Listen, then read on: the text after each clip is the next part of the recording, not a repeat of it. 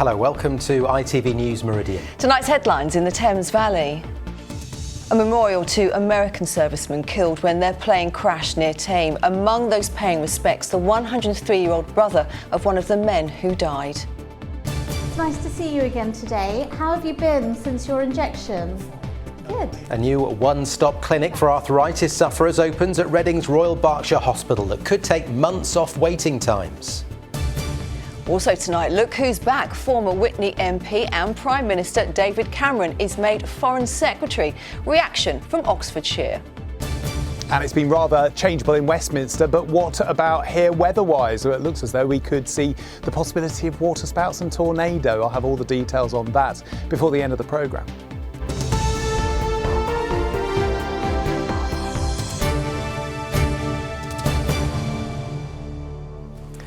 Good evening. A memorial has been unveiled to remember the Second World War servicemen who died when their plane crashed in Oxfordshire 80 years ago today.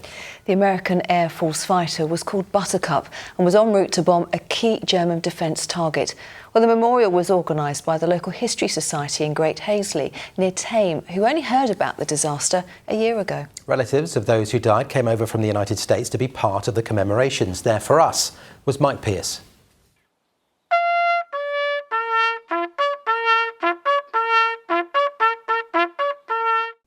A memorial at last to remember 10 American airmen who died in a plane crash that devastated the small village of Great Hazley, south of Thames. The unveiling exactly 80 years since the tragedy. It's something the local History Society wanted to do and has taken a year to research and make it happen. The unveiling was by the 103-year-old brother of the pilot. I had never heard anything in 80 years about this, and out of the blue it came. Yeah. It's a wonderful experience. I never thought I'd have an experience like this, but so nice to have my son, John, and this happened to be my great-grandson over here, to join with us, to come over here for this ceremony. And important to remember. Yes. We started doing research, this was about November last year, and it's sort of blossomed since then. We found all the members of the crew, where they were buried, and we have quite a number of the family here today. So it's been quite a big job to research and get all the families and get all the contacts. Yes, it has. Thanks to the web, we have found a lot of them. The American fighter Buttercup had left Bedfordshire on its way to bomb a German submarine base. But it came down and exploded near Great Hazley, thought to be because of bad weather. In day raids on Europe and other theatres of war, the flying fortresses of the United States Army Air Force have distinguished themselves. It was one of 13,000 B-17 bombers built for the war. 8 died instantly, with 2 others losing their lives after being taken to hospital. At yesterday's memorial, a group of 14 relatives of those who died came all the way from the United States. We're very happy to be here. It's just marvelous what everybody is doing for our uncle, Albert Tessier, who was the ball turret gunner on the plane. He's our mom's brother, and it's just really moving. It's a privilege to be here to represent our family. We have 2 sisters back home who weren't able to make it, so we're representing our family. And again, we just appreciate the hospitality and the remembrance of our late uncle. Yeah. As part of the special commemoration, a flypast from RAF Benson. It's absolutely worth it. I think, again, just recognizing the contribution of not only the entire crew, but of the family in particular, and being able to give some life and story behind what happened so many years ago. Can you believe a year ago, a lot of people in this village didn't even know what happened?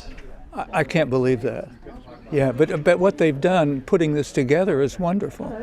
The story of Buttercup is little known. It now has a memorial, and the hope in Great Hazley is it will never be forgotten. Mike Pearce, ITV News, Oxfordshire. Sure it won't. In other news, a court in Uganda has charged a man with terrorism over the killing of 2 tourists from Berkshire and their guide on the 17th of October. David and Celia Barlow were on their honeymoon when their vehicle was attacked by a rebel group at the Queen Elizabeth National Park. The couple lived in the village of Hampstead Norris near Newbury, where David was chairman of the parish council and the local cricket club, where Abdul Rashid Kyoto is allegedly a commander in the Islamic State-linked Allied Democratic Forces militia. He'll be asked to plead once the case reaches the High Court in the country. CCTV images have been released as police investigate burglaries in Reading. The break-ins happened between 3 and 4:30 a.m. on the 12th of October. Clothes, jewellery, headphones and cash were stolen. No one was injured. A week of action will see police in Hampshire, Thames Valley and Wiltshire tackle knife crime and violence. Amnesty bins will give people who think it's acceptable to carry a knife the chance to dispose of it with no questions asked. Well, it's hoped education and early intervention will stop people getting involved with crime in the first place. Alongside this, there will be strong proactive policing tackling those who carry knives. What this is, it's one of our surrender bins. We've got a number of them now through Swindon. As you can see, they are very obvious and noticeable. In the past, they've been in police stations or close to police stations. We're now putting them in the community. They are completely secure, so anything that goes in them is going to stay in them until we take them out, take them back to the headquarters and grind them down so they are unusable. The NHS is calling for more plasma donors, with many in the south not aware that they're eligible. The donation centre in Reading regularly sees 2,400 people donate, but it's urging more to come forward as they look to double that figure over the next year. They say it could help save or improve around 100 lives.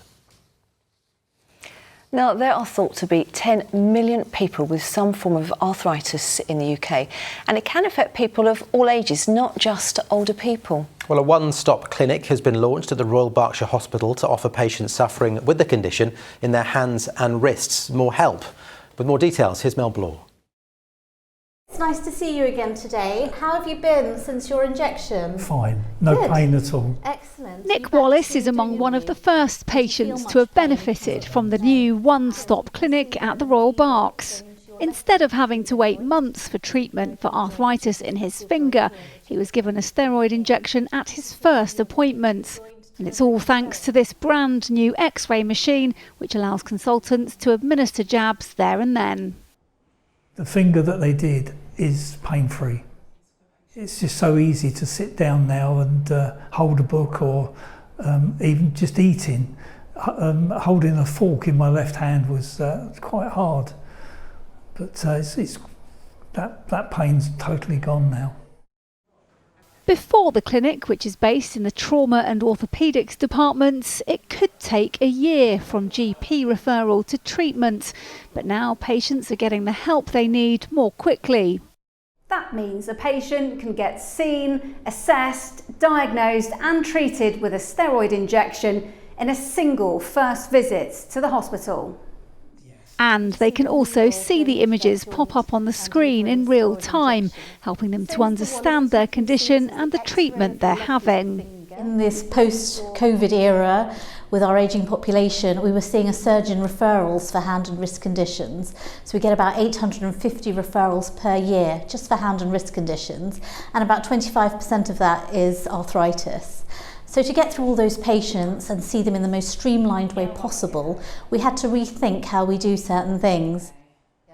As well as reducing the wait for patients, the new clinic is also helping to free up other departments such as radiology and theatre. And with winter fast approaching, anything to ease the pressure on the hospital is welcome.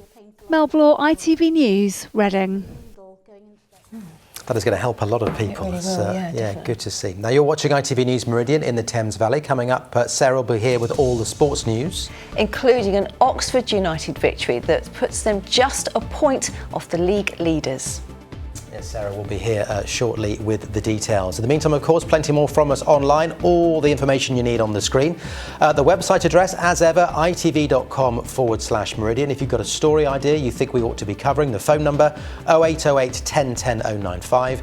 And you can find us and follow us on social media.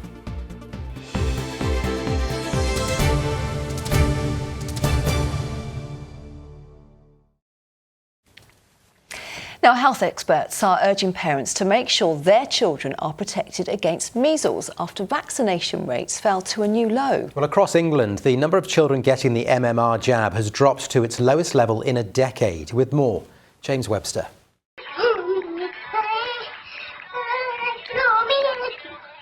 She was just a really happy little girl. She was always smiling. Yeah, had an attitude. She was really clever. Her handwriting was amazing. I don't know where she got her cleverness from, but yeah, she was just really clever and happy. For Rebecca, these are precious, happy memories of her eldest daughter, Renee. The 10-year-old died in September after a series of seizures triggered by a rare disease that led to her brain becoming inflamed. Doctors say the subacute sclerosing panencephalitis was caused by the measles she'd had as a baby when she was too young to be vaccinated. There's a stigma as well about the vaccinations causing more harm than good. But that's just a stigma. It's when it actually does affect you and you lose your child, that's when you realise how important it is. What happened to Renee shows how serious a disease measles can be and why children are given vaccinations against it. The percentage of children across England having their first measles, mumps and rubella vaccinations peaked at just under 93% 9 years ago, but has since fallen back to 89%, well below the 95% target set by the World Health Organization. Here in our region, vaccinations have fluctuated around that average, and although they reached 92.7% in 2019, that's still well below that 95% target, and last year stood at 91.8%. We are very concerned. We have the lowest uptake of the measles, mumps, rubella vaccine, the MMR vaccine, that we've seen in a decade. And now we can expect to see large outbreaks of measles. It can be particularly serious in young children, in pregnant women, and also in people with weakened immune systems. Doctors are now being asked to offer catch-up jabs to any children under 5 who haven't had them after twice as many cases of measles were reported in the first half of this year compared to last. Measles is a really serious condition. People have forgotten that because they haven't seen it. It's been lost to time thanks to the vaccines. That's the key point. And it's not just a rash. In some children it can cause an ear infection, in others it can cause pneumonia, and in some cases it can cause inflammation of the lining of the brain, and that is really serious. So it's so important to get the vaccine to protect your child against these potentially deadly effects of measles.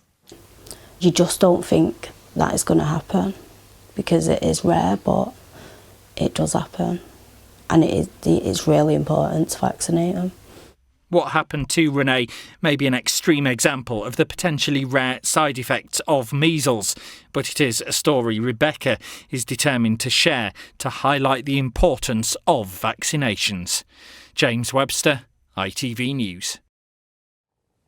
Lovely little girl. Now, it's been a rather busy day in Westminster today, hasn't it? If you didn't know, the Fareham MP, Suella Braverman, has been sacked as Home Secretary by Rishi Sunak. And former Prime Minister David Cameron, who was MP for Witney and who still lives in Oxfordshire, has made a return to the Cabinet. Well, pressure had been mounting in recent weeks over Suella Braverman's future in her government role. Some Tory and opposition MPs had demanded she be removed from the job. Let's cross to our political correspondent, Andrew Misra, who's in Downing Street for us this evening. I guess, like we say, Andrew, the pressure had been mounting. Was this much of a surprise when it came to it?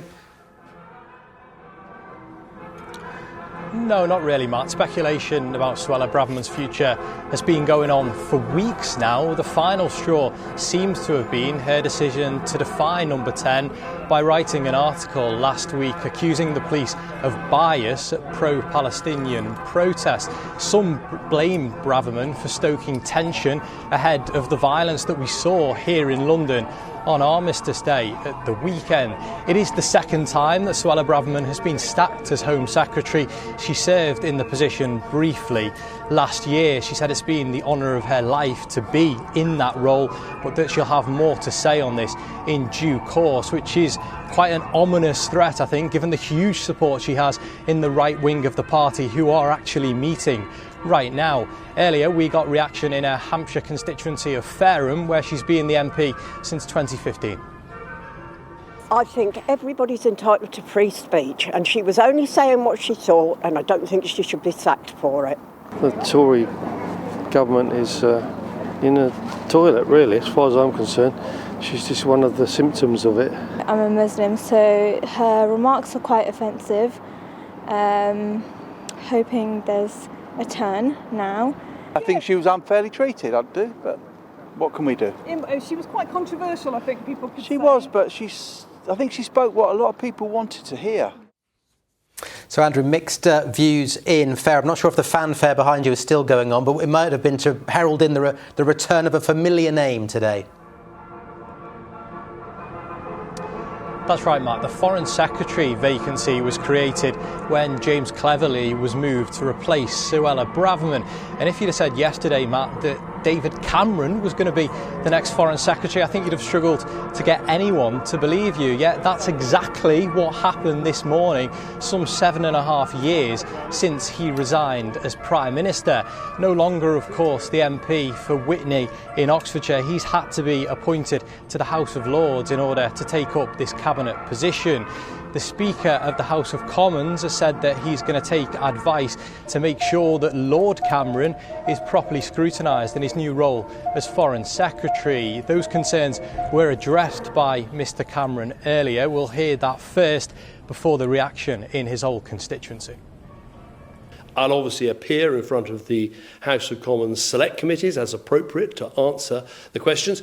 And of course, this government, my role in it, all of that will be accountable to the electorate at the general election when it comes. But in the meantime, I want to do everything to strengthen our alliances, to work with our friends, to build those vital partnerships, to make sure our country is secure and prosperous. I actually think he's probably got some wisdom to bring back to the table and bringing back some of the old Tory values. He's not elected, and I think, to be honest, there are a lot of people waiting to be elected that would make much better Foreign Secretaries. It's an absolute joke. I mean, it's typical of this country. Unmitigated failure from Eton just basically gets any job that they want.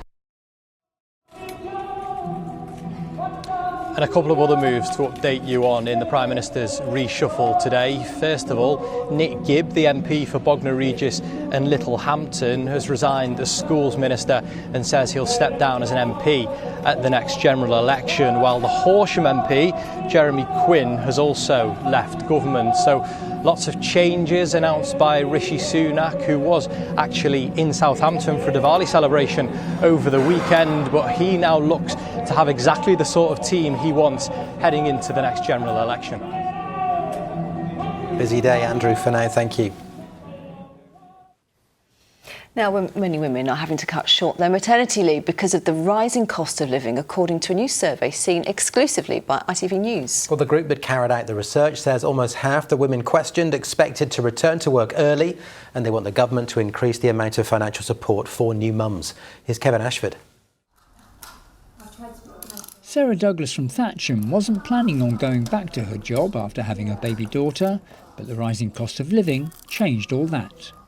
£400 or £500 a month extra for the mortgage, the cost of the food shop, the cost of bills, meant that when we looked at our finances again, I did have to go back to my job. So it kind of changed our plans. In a survey carried out by the charity Pregnant Then Screwed and seen exclusively by ITV News, more than 46% of women questioned said they were expecting to have to reduce their maternity leave due to the cost of living. 9% said they had already notified their employer they'd be returning earlier than expected. And a further 10.5% said they had already returned to work. We pay maternity leave at less than half the national minimum wage for 33 weeks of the year. Meanwhile, your costs, your outgoings don't decrease, they remain the same. And so, of course, this is leading to financial hardship for many families. And that perinatal period is vitally important to the health and well-being of a mother and her child. The founder of an internet forum for parents says it's a much discussed issue. We're seeing lots of conversations on Mumsnet from people who are having to curtail their maternity leave and go back to work because they simply can't live off the maternity pay they're getting, and they need to go back to work as soon as possible. So it's quite sad, really. People quite regretful about the time they'd imagined being able to bond and spend with their child in their first year, and having to go back after 3, 4, 5 months. The government told ITV News they wanted every child to have the best start in life, which is why statutory maternity pay and maternity allowance had been increased by more than 10% this year. Pregnant Then Screwed said they'll continue campaigning for maternity pay to be increased to the equivalent of the national living wage. Kevin Ashford, ITV News. Southampton's fine form continued against West Brom, with victory taking them up into the Championship's top 4. Goals from Will Smallbone and Adam Armstrong stretched Saints' unbeaten run to 8 games.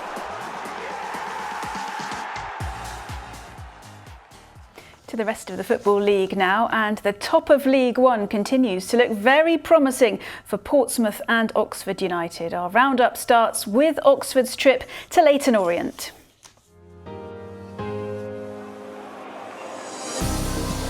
A 6th away win in League One. This latest at Leyton Orient gave Oxford United's interim manager Craig Short the perfect start. A brace from Ruben Rodriguez and one from Billy Bowden proved decisive, keeping the U's hot on Portsmouth's heels.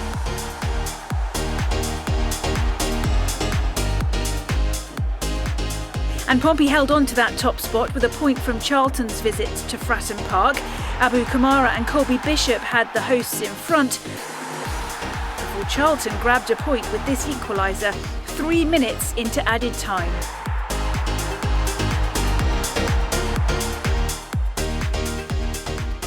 At the other end of the table, there was no change to Reading's poor away form. The Royals had opened the scoring and were 2 up within the opening 15 minutes. Shrewsbury, though, struck late, denying the Royals a point.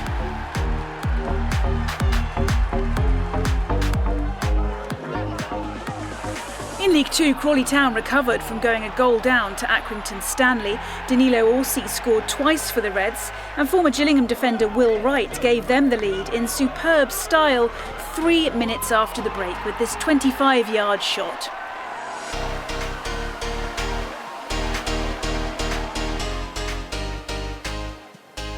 Dan Kemp gave Swindon the lead against the run of play on the 31st minute with this deflected long-range effort against league leaders Stockport County. They, though, put on a display worthy of a team 5 points clear at the top, eventually sending 4 past Swindon.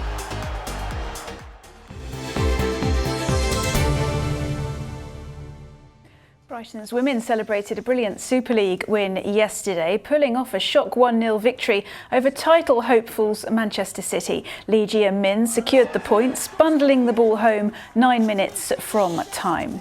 And staying in Brighton, because Harlem Eubank, the nephew of Chris Eubank, won his super lightweight bout against German Timo Schwarzkopf in the city at the weekend. Eubank's opponent kept up his fight until the 11th round when the referee waved off the contest. And finally, congratulations to Dorset-based athlete Bryony Page, who has won the trampoline world title in front of a home crowd in Birmingham. Bryony, who trains in Poole, last won the title in 2021 and claimed it again at the weekend, describing the experience as absolutely amazing. Well done, Bryony, and it's a huge step towards confirming Olympic selection. Wow, that was amazing. I'd like to do a bit of trampolining. Well, you've got a couple of minutes now because it's time for the weather forecast. Here is James.